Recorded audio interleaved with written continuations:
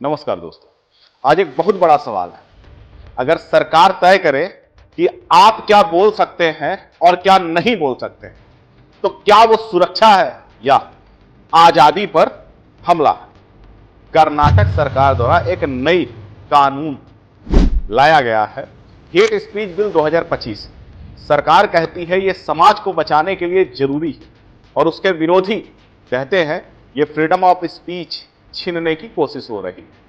तो सच क्या है, आइए समझते हैं बहुत ही आसान भाषा में और बहुत ही कम समय में। भारत में अभी तक हेट स्पीच का कोई सीधा अलग कानून नहीं।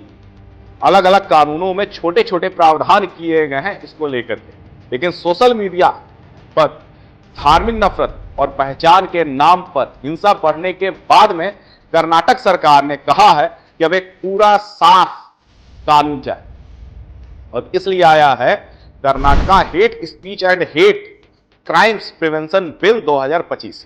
इस बिल के अनुसार अगर कोई व्यक्ति कोई बात अपनी लिखावट में लिखता है, कोई वीडियो बना करके सोशल मीडिया पर डालता है, कोई रील बना करके डालता है, कोई मीम हो या सोशल मीडिया पर कोई पोस्ट करता है, किसी व्यक्ति या समूह के खिलाफ नफरत फैलाता है, भेदभाव रखता है, दुश्मनी प्रकट करता है या हिंसा करता है या समाज में तनाव फैलाने के लिए जिम्मेदार होता है, तो वह हेट स्पीच मानी जाए।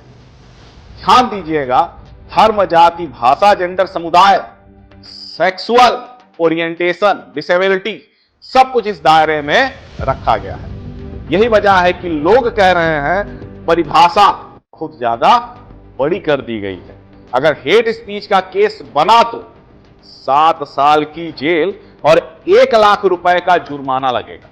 अगर हेट क्राइम हुआ तो मतलब अगर हिंसा हुई, धमकी हुई, बहिष्कार हुआ, संपत्ति का नुकसान हुआ, तो 2 से 10 साल तक की जेल होगी। और सबसे अहम बात, यह अपराध नॉन बेलेबल है, कॉन्डिजेबल है। मतलब यह है दोस्तों कि पुलिस बिना वारंट के गिरफ्तार कर सकती है। यहीं से विवाद शुरू होता है। क्या व्हाट्सएप पे आप कोई पोस्ट करते हैं, इंस्टाग्राम, यूट्यूब, यक्स जो सबसे बड़ा संचार का माध्यम है, वर्ड में मीम्स कुछ भी मैसेज करते हैं तो सब कुछ इस कानून के दायरे में आएगा। यानी एक पोस्ट, एक रील, एक लाइन सीधे आपको जेल तक ले जा सकती है। सरकार का कहना है इससे नफरत रुकेगी, कम्युनल हिंसा कम होगी और पीड़ितों को मुआवजा और सुरक्षा मिलेगा। लेकिन विरोधी कहते हैं कानून बहुत ही ड्रैकोनियन है, सरकार इसका गलत इस्तेमाल कर सकती है, आलोचना और सवाल पूछना भी अपराध बन सकता है। यहीं से असली टकराव शुरू होता है सुरक्षा बनाम आजादी का।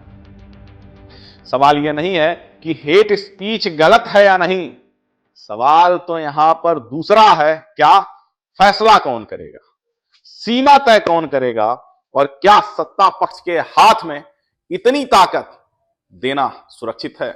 अगर कानून सही तरीके से लागू हुआ तो समाज बचेगा, इसमें कोई दो राय नहीं है।